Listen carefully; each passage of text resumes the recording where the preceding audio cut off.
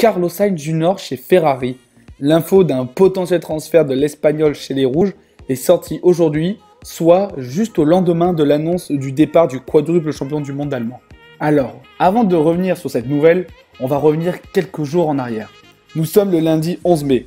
Le premier jour de déconfinement en France a enfin eu lieu et l'info vient de tomber. Sebastian Vettel ne sera pas un pilote Ferrari en 2021. L'Allemand aurait refusé une dévalorisation de son contrat, passant de 35 à 12 millions d'euros, ce qui l'aurait fait passer de deuxième à troisième pilote le mieux payé du plateau. Ça reste quand même pas dégueulasse. Alors là, tout le monde s'est lancé dans une sorte d'expertise de quel serait le meilleur pilote pour remplacer Sebastian Vettel. Et en plus de l'Espagnol, beaucoup de noms sont sortis. Daniel Ricciardo, Kimi Raikkonen, Romain Grosjean, Esteban Ocon ou encore Fernando Alonso. On peut se le dire, c'était bien le bordel. Et comme si en plus il n'y en avait pas assez, j'ai décidé d'ajouter mon grain de sel là-dedans et un peu aussi quand même de vous expliquer et d'élucider ce mystère du futur pilote Ferrari en 2021. De toute façon, c'est ma chaîne, je fais un peu ce que je veux. Alors, il s'affiche à l'écran les critères que j'ai établis, que je pense qui sont nécessaires pour le futur pilote de Maranello. Daniel Joseph Ricciardo, né à Perth en Australie, l'Australien donc débute en Formule 1 chez HRT en 2011, avant d'arriver chez Toro Rosso pour les saisons 2012 ou 2013. Provenant de cette fameuse filière Red Bull, formateur, on peut juste citer Sébastien Vettel, l'Australien est promu chez Red Bull en 2014, où il réalisera une super saison avec 3 victoires au Canada, en Hongrie et en Belgique. Il finira meilleur des autres après les Mercedes et aura surtout, pendant cette saison, détrôné son quadruple champion du monde de coéquipier. Il continuera avec Red Bull jusqu'en 2018, mais entre 2015 et 2018, il ne signera que 4 nouvelles victoires, entachées par des rivalités avec ses différents coéquipiers, surtout avec Max Verstappen, le nouveau chouchou de Red Bull. Il partira avec Renault en 2019 pour relever un nouveau défi, mais mis à part une belle 4e place en Italie, cette saison aura été brouillonne, sans véritable coup d'éclat. Alors, sur le papier, Ricciardo, c'est sûrement un des meilleurs pilotes qu'on ait pu citer pour Ferrari et un des meilleurs pilotes du plateau actuellement. Mais en lui, je vois potentiellement le faux profil parfait pour Ferrari, celui qui pourrait coûter cher à Charles Leclerc cette saison et à Ferrari en général. Alors, revenons à nos critères.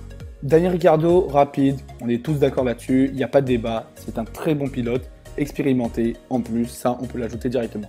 Inférieur à Charles Leclerc. Ça, c'est déjà une plus grande question à se poser. Et je pense que la réponse est rapide. Non, il n'est pas inférieur à Charles Leclerc. Il est déjà là depuis bien plus longtemps, donc l'expérience fait qu'il est assez bon pour se battre. Vettel avait cette expérience aussi, évidemment. Mais Daniel Ricciardo a battu Vettel, donc pourquoi il ne battrait pas Charles Leclerc? Et donc, quel est l'intérêt pour Ferrari de récupérer un pilote qui battrait sûrement leur numéro 1? Parce qu'il faut se le dire, aujourd'hui, Charles Leclerc, c'est le numéro 1, c'est l'avenir de Ferrari, comme le fait Red Bull avec Max Verstappen. Et de plus, Ricciardo n'acceptera jamais un rôle de numéro 2, voudra prouver et se battra avec Leclerc et coûtera des points à Ferrari, comme il s'est passé avec Vettel et Leclerc cette saison. Pierre Gasly, lui aussi sorti de la filière Red Bull comme l'Australien, le Normand reste en mauvaise posture du côté de chez Red Bull depuis sa rétrogradation, malgré de bonnes performances avec Toro Rosso. Ami de Charles Leclerc, pilote rapide, il pourrait amener une bonne atmosphère chez Ferrari, signe de renouveau. Mais son inexpérience et son manque de compétitivité sur la Red Bull pourraient être un frein à son dossier. De plus, avec le temps, le Français aurait du mal à accepter d'être le numéro 2 derrière le Monégasque. Fernando Alonso ou Kimi Raikkonen, l'un double champion du monde avec Renault en 2005 et 2006, et l'autre champion du monde avec Ferrari en 2007. Aucun des deux n'acceptera d'être le numéro 2 derrière Charles Leclerc, surtout si c'est pour revenir à la compétition comme Fernando Alonso. Nico Hülkenberg, champion de GP2 en 2009, l'Allemand intègre la catégorie reine chez Williams en 2010, année de sa première et unique pole au Brésil. Il enchaînera les places chez Force India et Sauber entre 2012 et 2016, avant de rejoindre Renault en 2017 pour un tout nouveau défi. À la fin de 2019, Hülkenberg quitte la F1 avec le triste record du plus grand nombre de grands prix sans jamais être monté sur un podium. Hülkenberg, un pilote expérimenté? Oui. Un pilote rapide? Malgré ce triste record, il faut le dire, c'est un très bon pilote. Il a fait de magnifiques performances. Il faut se rappeler du Grand Prix de Corée du Sud en 2013 où il a résisté à Alonso et Lewis Hamilton. Les néophytes de la Formule 1 ne le savent sûrement pas, mais Hülkenberg en 2013, à la fin de la saison, avait été approché par Ferrari pour un nouveau baquet en remplacement de Felipe Massa.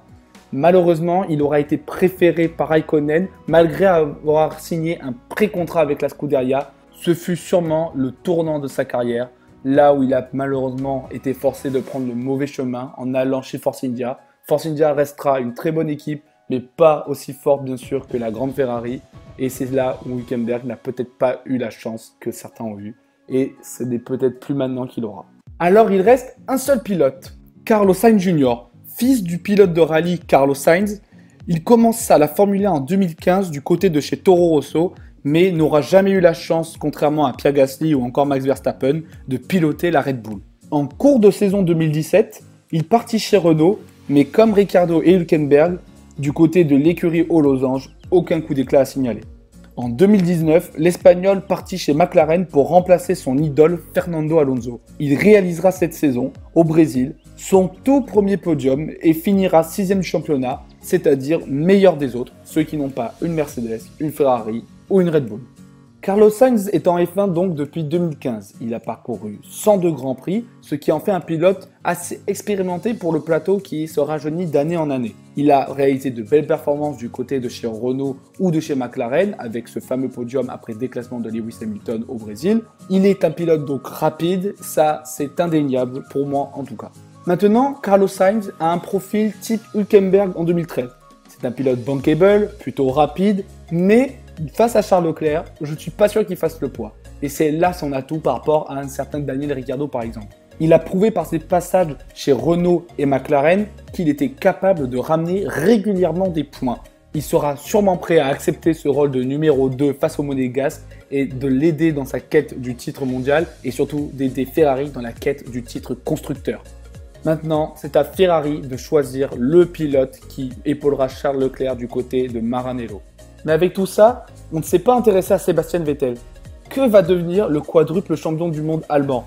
McLaren, Renault, retraite? Un certain Mark Webber, ancien coéquipier du quadruple champion du monde, avait déclaré que Vettel était quelqu'un de précoce. Précoce dans sa jeunesse, précoce dans sa rapidité, précoce dans ses titres et précoce dans sa retraite.